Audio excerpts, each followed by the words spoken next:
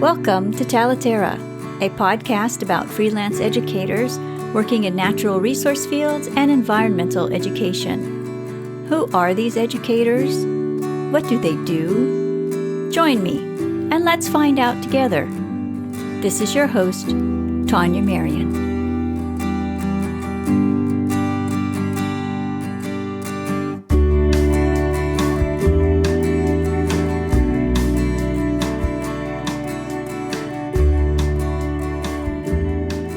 Hi, it's Tania. Today's episode addresses this question. How can freelance environmental educators learn to engage with diverse audiences and develop intercultural competence? This question kicks off my conversation with Claudia Diaz Carrasco about intercultural competence. My conversation with Claudia is one of the most listened to episodes to date. It first aired in March 2019. Claudia provides a lot of good information, so you may want to download the transcript before listening to this episode. It will make taking notes much easier. At the close of today's episode, stick around for a few more moments to hear an announcement about an upcoming workshop. I hope you enjoy my conversation with Claudia.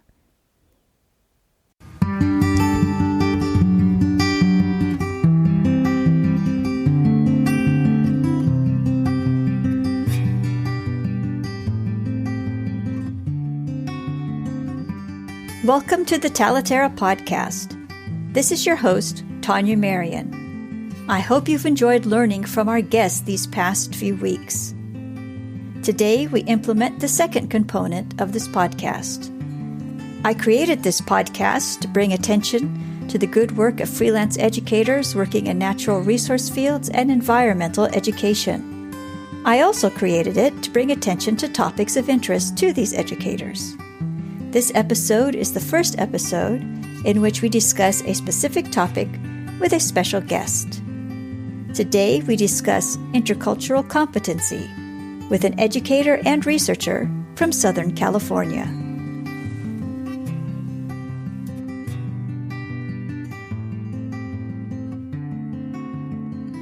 Today, my guest is Claudia Diaz Carrasco, the 4-H Youth Development Advisor for the University of California Cooperative Extension in Riverside County, California. I met Claudia last year when I took her 5-week workshop called The Journey to Cultural Competence, Insights into the Latino Community. I spent some time speaking with Claudia about my freelance project, and I am thrilled to welcome her to this podcast. Thank you, Claudia, for making time for our conversation today. Yeah, thank you for having me, Tania. As you know, I'm investigating the contributions that freelance educators in natural resource fields and environmental education make to their communities. And I assert that independent educators are uniquely positioned to create change in their communities, and that their ability to move through communities and engage with people where they are means that they have the potential to converse with an audience that is more diverse than one might find at a museum, a botanical garden, or a historical site. And so what I'd like to talk with you today about is how independent educators can learn to engage with diverse audiences and how they can work on developing intercultural competence, on their own. I'd also like to talk about your program, your 4-H leadership program that you run for the University of California. Can you tell us about that program? Yeah, so 4-H is a program that has been in the U.S. communities for over 100 years. It was funded through the U.S. Department of Agriculture. And it's delivered nationwide in different counties through our land-grant university systems. So in California, the University of California Agriculture and Natural Resources is the one in charge of delivering this program in our communities. And so the 4-H mission is to really engage youth in all the areas, providing them life skills, hands-on learning experiences for them to become leaders of their communities. at the same time as we're trying to advance the field of youth development. And we do this leadership training of life skill training through three different areas, which are our science, technology, engineering, and math programs, our healthy living programs, and our citizenship programs, which are the ones that the USDA mandates for us to do. And so here in Riverside and San Bernardino, I have been working with the 4-H program for the last 4 years. And one of the first missions that I took over was really the challenge of like expanding and diversify our program. Traditionally, 4-H have served like rural audiences. And, Riverside and San Bernardino are such like diverse in not only like rural, suburban, and urban areas, but also like of the different places where the people that lives here come from. And so for me, it has been like, a perfect opportunity to merge my passion to creating future leaders at the same time that I'm able to do research on cultural competence and extending the knowledge from my research to people in our communities that are working with youth, whether it's in a library staff, whether it's like in the after school setting, whether it's like in summer camps or day camps. And that's how the series that you were part of last year came from, really in an attempt from the University of California to empower, other educators to our research. And so, it's my pleasure to be here. And I, as you were mentioning, and please, if you need me to clarify on anything, just go ahead and ask me about it. But I really think that freelance educators play like a critical role. And as you were mentioning, is like reaching to all these people that formal education settings are not currently reaching. Like I'm really fortunate to be hired for the university, the UCANR, just to really looking for expertise on the areas that we were lacking, like diversity and also 4-H programs in urban areas. But really, there is a lot of organizations that are not able to hire an expert on those settings, and I do feel that oftentimes our educators in the after school settings are freelance educators, like is your case, and I assume the audience that listen to this podcast, people want to empower themselves. They want to have new knowledge, but then it's like, where do I start? Especially with topics like cultural competence that speak so much to our inner self. In my experience, a lot of educators, we end having, like our in the classroom or like, in our teaching mode when we want to be like good role models for our students and we want to transfer like the best of our knowledge and ability to them. But when it comes to culture, is like, what do I transmit and what are the eyes that I see the world and how sometimes intentionally or not intentionally, the way that we see the world that impacts the way that we educate. And so really cultural competence, there is like different models and different authors that talk about building this competency in our educators. But I think the one thing that most of the models agree upon is in having this self-awareness. And so, most of my work is how can we help our educators to start having that self-awareness of who they are and how they show up into the classroom, into the camp setting, into the nature hike or whatever, the field trip leader, any role that they are playing in front of the youth, how they are bringing themselves, but also how their lenses, so youth experience in nature. I want to have a conversation about how independent educators can learn to engage with diverse audiences. Because the independent educators work so much in informal learning environments, outside of school. How can educators do this on their own? What would be the smart way for them to even start this on their own?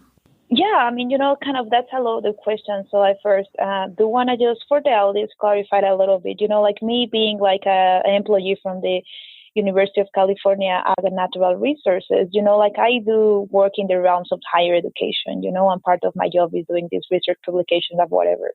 But at the same time, I really am a community-based researcher. So like I do have a staff and volunteers that donate their time for us to be able to have after-school programs in our local school districts to host, like, again, day camps during the summer or summer camps, overnight experiences. And so, like, for me, it's kind of really interested to live, like, in the merging of these two areas, whether, like, some people have access to higher education and go to traditional institutions, but they're also having these community-based organizations tied to provide services to the youth that is needed. I mean, and definitely in California, we have, like, a wide variety of diversity, not only, again, for, like, the places where people live, come from, but also, like, a diversity of environment, like a diversity of socioeconomic status. And so I think it's critical for every freelance educators to recognize and to get to know that the community they are living or the community they are willing to work. And for me, that will be the first thing. As a lot of authors recognize, especially when we are trying to serve diverse communities, it's really, we cannot do it alone. And I think that's often probably the oversight that a lot of big institutions like the University of California or 4-H or any of our local programs like, Boys and Girls Scouts, our local community clubs, is like we all try to do the things in our own. And really what research shows us is that there is a strength on collaboration. What I find particularly important when you talk to me about this project is that big organizations, or the organizations that came to mind when it comes to after school or out of school times programs, there is like some anchored organizations, big organizations, branded organizations that, yeah, they may have the kids with them, but honestly, they don't have the expertise, like when it comes to environmental education, to nitre heights, to really providing this hands-on experience for the youth. Oftentimes, these organizations employ college students that are looking for like a part-time job. They do like a wonderful work engaging in the students, sharing experiences of being the face-to-face. They have like the high energy just to be in the classroom. But oftentimes these people didn't have like, the experience for themselves to develop programs. And I think that for me, that's why freelancers can play a critical role when generally it's like people that have followed their passion, that they have like a high knowledge of expertise in a specific topic. And I think that when they're able to align their expertise with any need that these after school programs may have, it's a strength for both of them. For you guys to be able to train other after school staff or to design like a tailored program for these institutions, but also to deepen in the language of the schools. Like I always use this example when I start working, partnering with educators for me to be able to expand the science contents of 4-H is like, if I take someone outside to see a tree in the school setting for the kids, I can only talk about the main parts of a tree. This is the bark, this is the leaves, but someone that has really spent years of their life like doing youth programs or environmental education programs can have like a way more engaging way to do it. And so I think, again, just sometimes the organizations may have the resources, but they don't have the expertise. And I think that freelancers often have like high levels of expertise, but they don't necessarily have the resources to impact the life of many youth. And I think for me, that's the key. And that's kind of like when we can align the strategies, saying educators, what you can offer and how can we make it work so your expertise really goes longer in terms of impact. I think like at the end of the day, both freelancers and programs that are serving youth and families in our communities, they want to have impact and they want more people to experience these programs or more people to acquire this knowledge.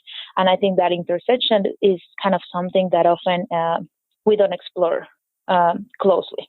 So one thing that the educators could do is to partner with local organizations. But how should these independent educators approach potential partners? How could they establish a rapport and build trust and understanding with the community partners?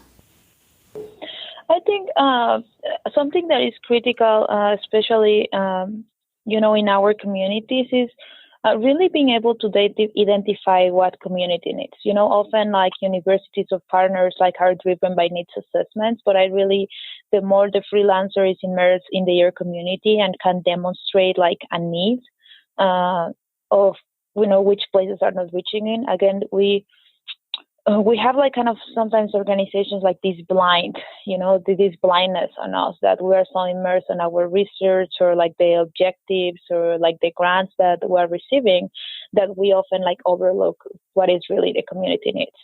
Again, I'm being part of the land grant university. The university has like this mission to extend the research, but private universities doesn't have that mission. Other programs, they are just trying to go through the day to day. But I think, something that I always find value when I partner with independent educators is when I see the need in the communities and organization, and the people that I want to partner with or the freelancers has already recognized that's the need.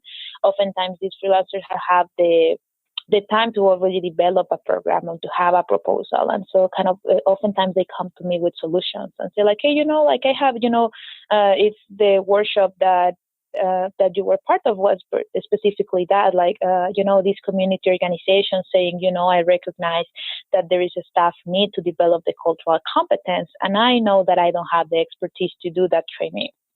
But I'm looking into you as a higher education institute to provide that for us. And for me, it was doing the same thing. I want to have people to work with the youth in our communities that have acquired this competence. And so, I'm willing to provide some of my time to create that space of professional development. But I think we're not the easiest way to align, a strategy, because all partnerships, the partnership development process, unfortunately, it takes time. But I really think that time spent pays back. Whether you're trying to develop partnerships first with the community so you get to know them, especially being a freelance educator, sometimes it's like, well, I'm spending all these times with the community and nobody's really like retributing me for that. But once you develop that expertise, I really think that it's something that pays back. At the same time, that if you're trying to develop partnerships with an institution, just getting to know what are their mission goals, what are their yearly objectives, and really speaking to those, to the leadership, for me, it's always like the best practice to align the strategies.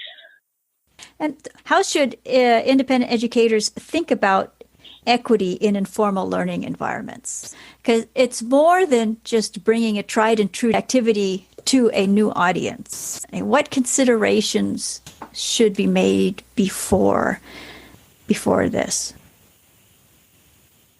Yeah. Well, there is, 5 principles that basically there was like a task force in the division that I worked for like a couple of years ago,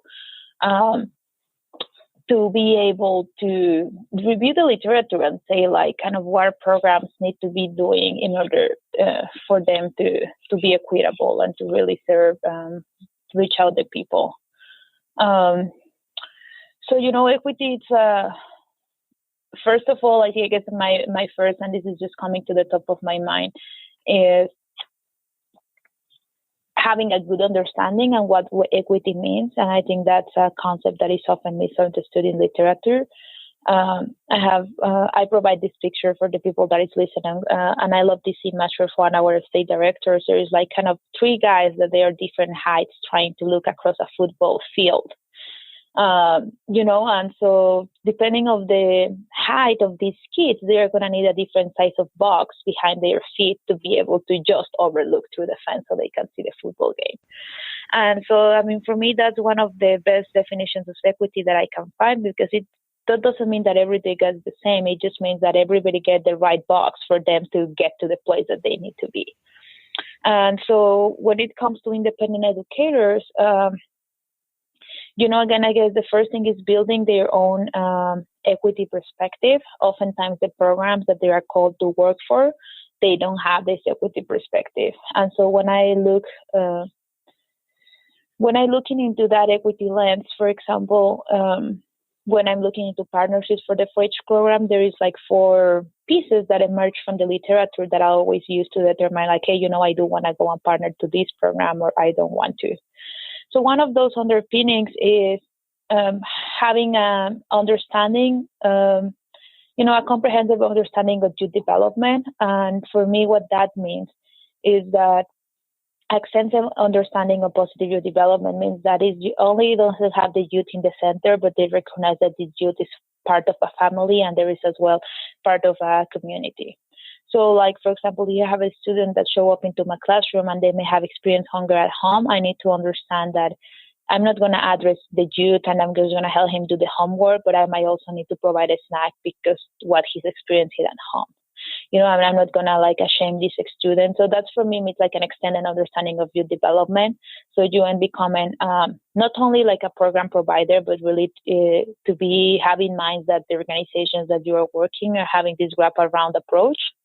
And again, after school programs, for example, in a school districts are really good doing that. If you are coming in as an educator, they already take care of all those pieces. They already giving them a healthy snack. They already provide transportation for the youth to be there. But that's kind of one of the pieces. Is like if the organization that is calling me to do this work as independent educator has this extended understanding of what the youth needs. So that's one of the things that we follow. The other principle that we follow is content with psychological and social effects of discrimination. Unfortunately, a lot of the kids in our schools, they do face these social effects of discrimination. And so when we are creating a program or where you are designing a program as an independent educator, it's just like, making sure that you are taking in account experiences that the youth in the community may have. We in San Bernardino, we work with a lot of English as a second language learners. There's probably going to be some words in the programming that these kids are not going to be able to catch up at the first time or may not be able to pronounce. And so that can educator be able to look out for those examples when the kid is trying to participate and he's not having fun of that. Again, it's kind of, I cannot pinpoint you as specific examples because the variety of the programs that independent educators can work like is infinite. But really the realm or the guiding principle is like, how can I contend the psychological and social effects that kids are experiencing in this program? And the example that I always use when we are working with educators is, for example, don't assume that every kid has seen the ocean. That's not the truth of our communities in Southern California. Some kids might gone, some others have not gone. And so just kind of being mindful of what are you going to bring into the classroom, which topic is going to see, and how can you make sure that the kids, the examples are relatable to the kids, not only to your own life experience. And that's for me, that's the critical of self-awareness, like recognizing that what you have gone through your life might not be the reality of the kids that you are teaching. And so in the teaching, how are you contending with the social effects that they may have for discrimination? Other thing that we try always to focus is in the support of positive ethnic identity development. And again, I think especially when it comes to teenage age programs, kids start developing their identity, and they do that through the affiliation of different groups. They do that having the sense of belonging to the school or to a sports or for anything that is in their life.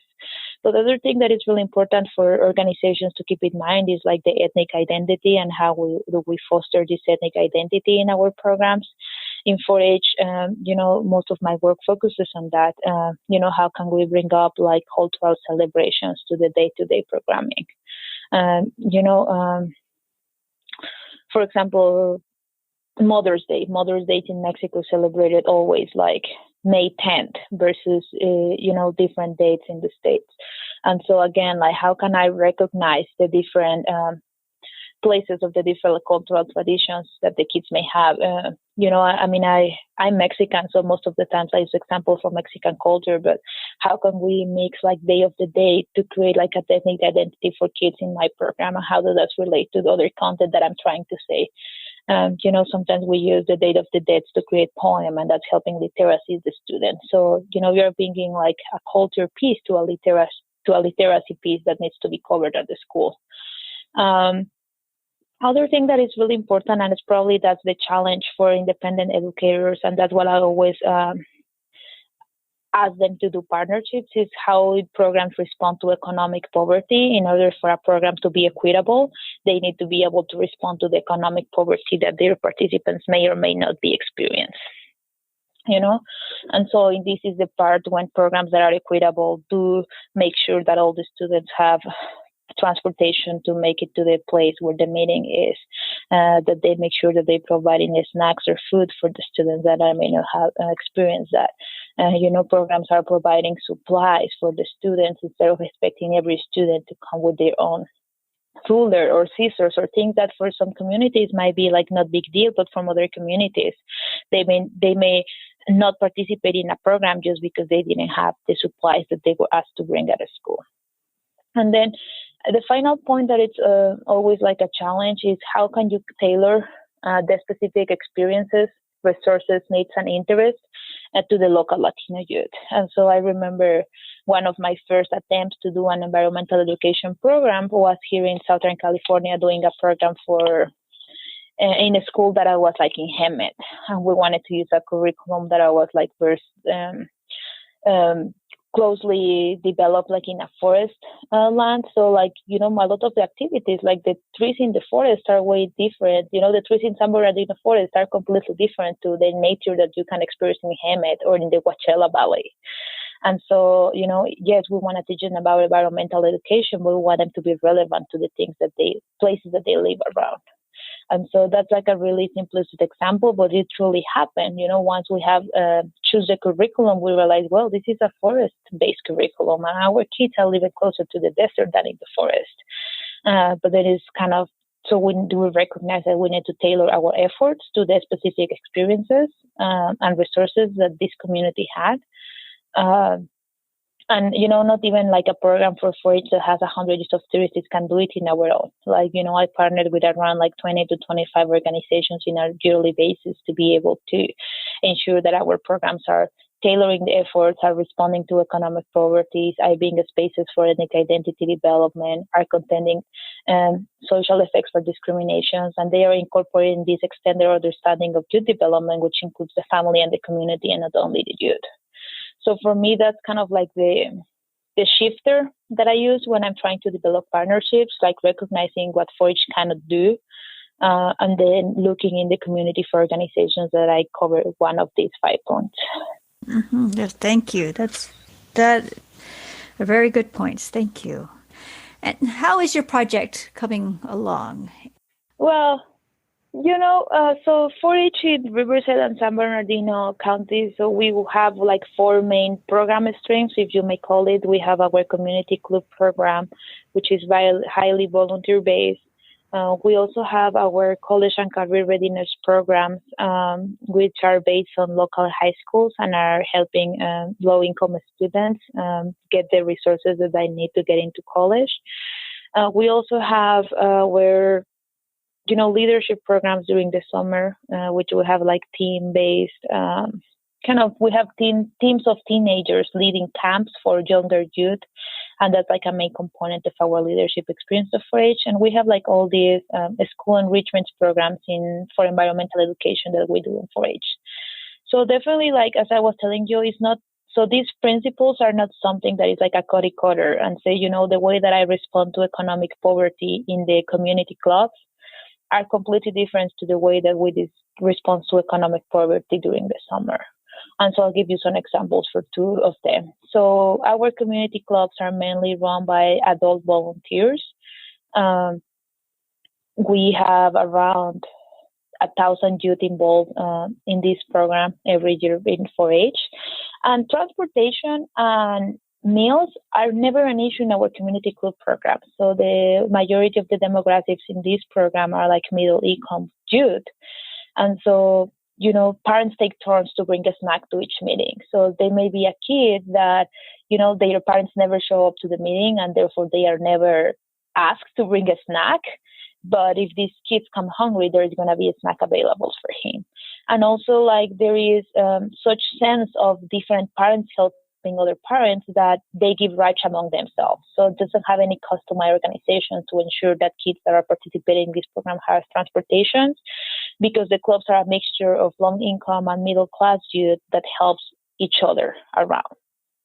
So, so in that program, most of my efforts are on creating ethnic identity development. And again, like if they are going to have a holiday party in December, make sure that it's not a Christmas party, because we do have kids that doesn't celebrate this religious holiday, and yes, it's okay to to talk about holidays with the youth, but it's kind of like our job to make sure that we're talking about Hanukkah and Christmas, and just like a holiday break, and so that's kind of one of the examples of my programs.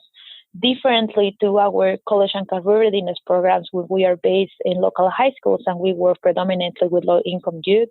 In those meetings, like part of my job is actually fundraise to be able to provide food in these meetings. We have given kids like Uber cards because most of the kids, they have parents that work, different shifts.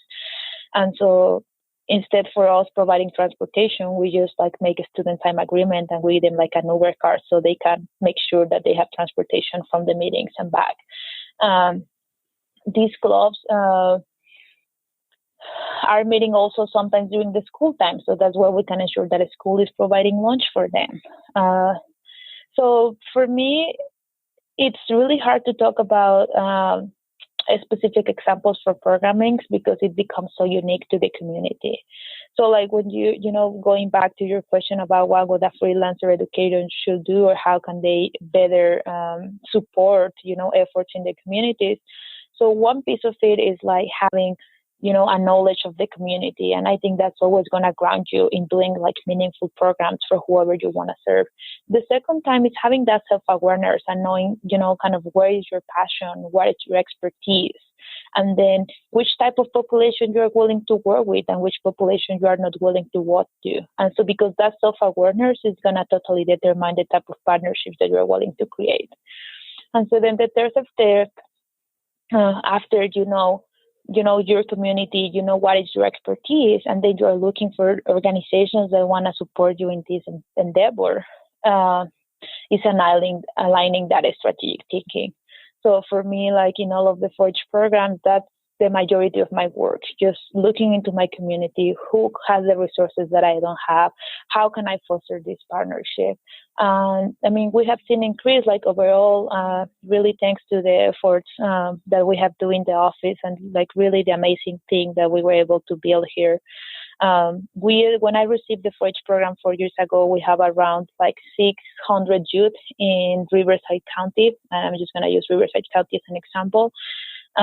Today, we have created this different set of programs and we're serving around 5,000 youth annually. Not only the numbers of the program have increased, but also the diversity.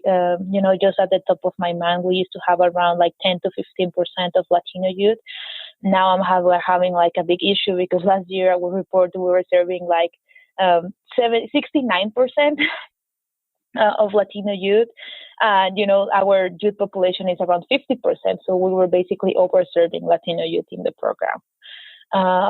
And so I'll see some increases. As the program has increased, we have like greater funding challenges. It's not the same thing serving 600 youth than 5,000.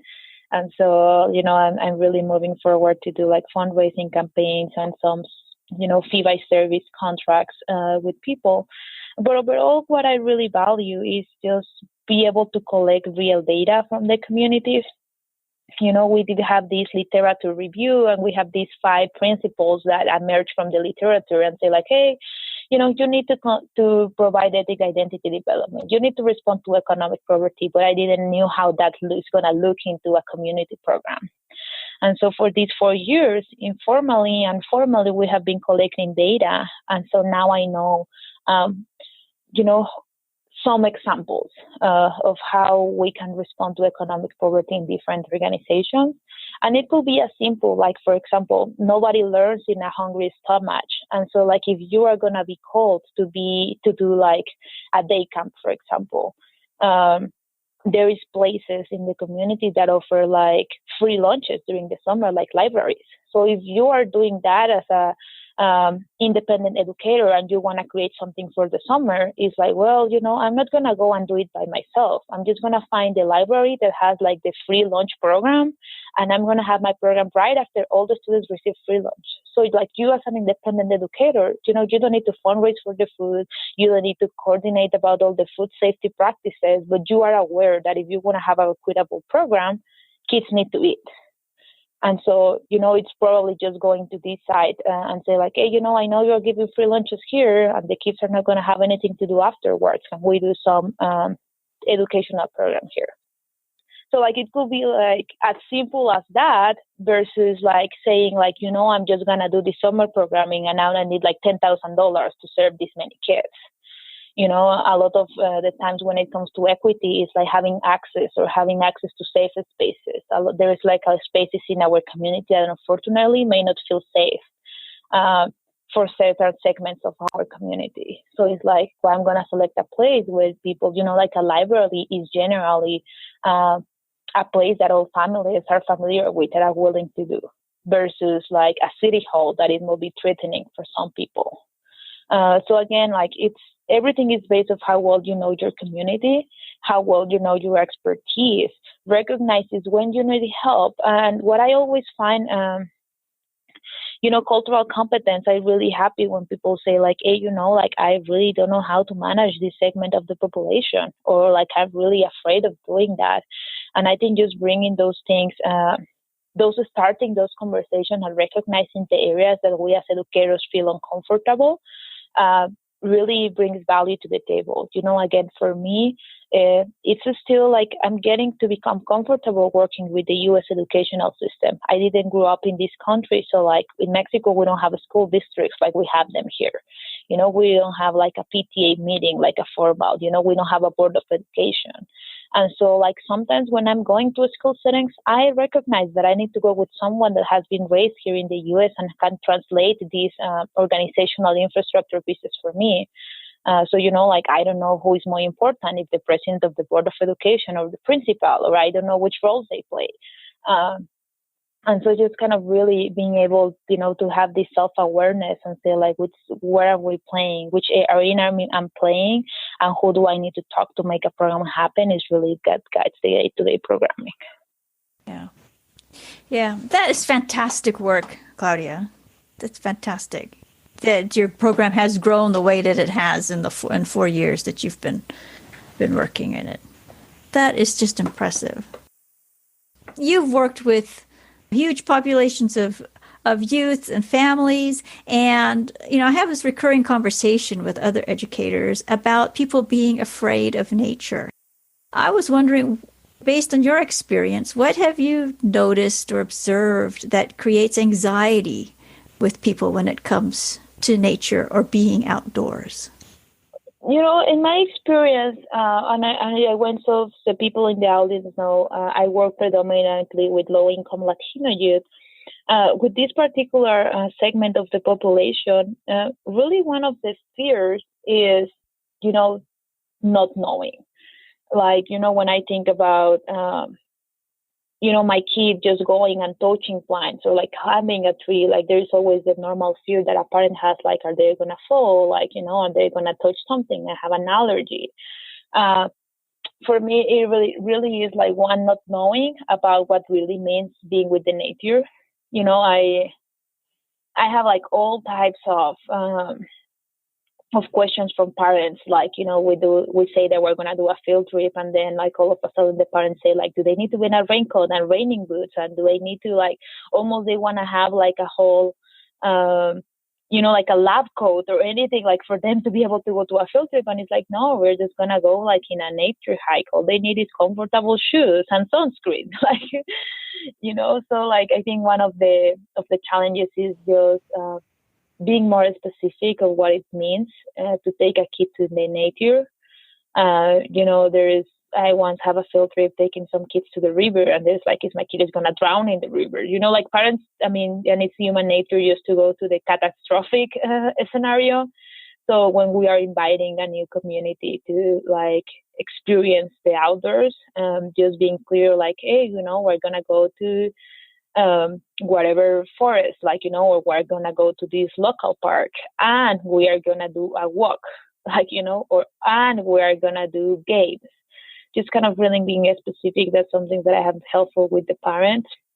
Also always providing safety guidelines. I think like for any activity that is not like the day-to-day after school program or camp or whatever, if you hand up to the parents, like, a handout that has like 5 bullets and say like, for your safety, wear comfortable shoes and wear sunscreen and bring a hat, and kind of these things. They make parents aware that you are recognizing that they are safety procedures that needs to be followed, and that you are aware of those and you're letting them be aware of those. That generally helps reduce anxiety with the families that I work with. And then really the third piece, like sometimes the anxiety is not related to nature, is like who is going to be leading my field trip. And there is some communities that have no problem trusting someone in a position as authority, like a teacher. Some communities don't have, and they just recognize a teacher as an authority. And so I think it's really a problem when we haven't built a relationship with our communities or with our parents, and then we all of a sudden send like, a piece of paper letting the parents sign off here because your kid is going to go here and where. Often the question that I guess for parents is like, who is going to be the leader? What expertise do they have? What education do they have? Or, there is, depending on the cultural background, generally, or what I have found in the research is that, middle class white communities are okay just knowing like, oh, is a third grade teacher and has this position of authority, and that seems to be calming for them. Like a Latino family is going to want to know the name and the last name and who is the grandma of whoever is going to be the field trip leader, So it's just like a relationship-based community. And so they need to know when they are going to sign the paper, they need to have in their minds the face of who is going to be and how do these people got here. Definitely if you're like an educator, like never say like hello and good night, or I like, like your kid did this today at class. If you haven't pre-established that relationship, it's going to be really hard for families. And so like, again, like I'm not giving you a concise answer, but like there is I think like the three main things that I experience when working with youth in outdoor spaces is like safety concerns, they're not having a relationship with the people who is in charge per se of the trip. And then just like kind of not knowing the exact activities, again, when I send a flyer that says, let's visit the Santa Ana River, parents don't even know that the Santa Ana River have so much invaded species, and there is like, it's not even deep in the places that you can access them because it's contaminated, it's not even safe getting into the water. So what we're going to do is just go and look into the pollution. Like, we're not going to let the kids go inside. But it's like all these things that happen in a parent's mind, and if kind of your communication is not clear and concise, then they are just going to say no. So it's time consuming. I have had to spend like, several minutes with a parent saying like, I really want Nathan to go to this field trip, and it's important because it covers this content of the science class. And really all we're going to do is like, to collect water samples. But really all we're going to do is to watch into invasive species. And so just having that conversation, sometimes parents say like, yes, it's okay for my kid to go. And sometimes they have say like, no, I think they are too young. Or sometimes I have parents tell me like, yeah, I will let her know, but if the brother goes with her. And so I think other things that I didn't mention on those principles is really finding that flexibility and adapting the program to whatever the community is telling you to do. I have tried both things, programs where only the youth is involved and programs where the youth and families is involved. When I'm working with Latino audiences, the family approach generally works better. It just increases participation. It decreases anxiety on all participants. And so when I have funding available to include the full family, that's always my strategy to go around it. Well, Claudia, thank you so much. It's been very helpful, and I am sure it's given listeners plenty to think about, and you've sparked some ideas, I'm sure. So thank you so much.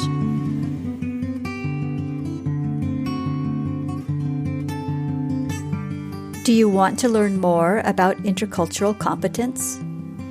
Visit the show notes for this episode to learn about a professional development opportunity for freelance environmental educators.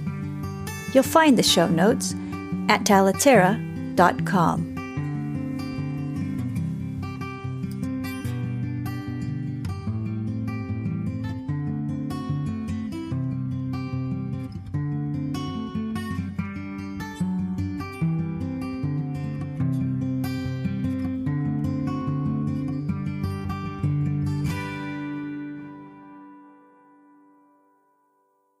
I told you there was a lot of good information in this episode. I'm excited to announce that Claudia will be teaching a workshop for Talaterra Co-work next month. To be notified when registration for this workshop opens, join the mailing list for freelance environmental educators at talaterra.com. Thank you, and I'll see you next week.